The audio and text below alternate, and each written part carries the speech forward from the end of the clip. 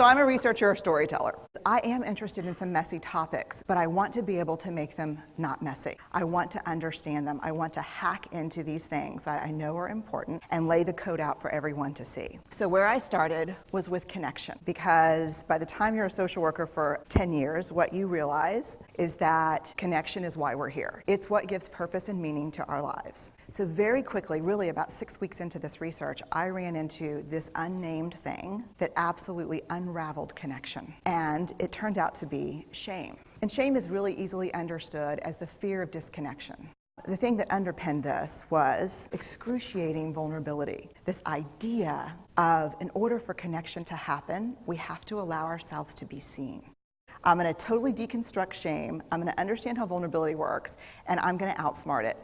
As you know, it's not going to turn out well. I roughly took the people I interviewed and divided them into people who really have a sense of worthiness. That's what this comes down to, a sense of worthiness.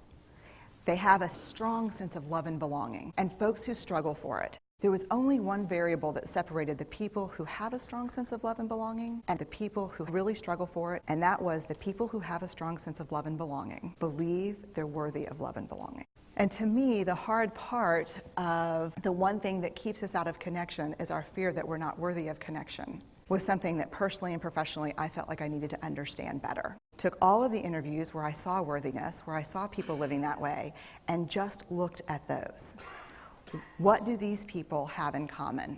What they had in common was a sense of courage. And I want to separate courage and bravery for you for a minute. Courage, the original definition of courage, when it first came into the English language, it's from the Latin word cur, meaning heart, and the original definition was to tell the story of who you are with your whole heart. And so these folks had, very simply, the courage to be imperfect. They had the compassion to be kind to themselves first, and then to others, because as it turns out, we can't practice compassion with other people if we can't treat ourselves kindly. And the last was they had connection as a result of authenticity. They were willing to let go of who they thought they should be in order to be who they were, which is you have to absolutely do that for connection. The other thing that they had in common was this: they fully embraced vulnerability. They believed that what made them vulnerable made them beautiful.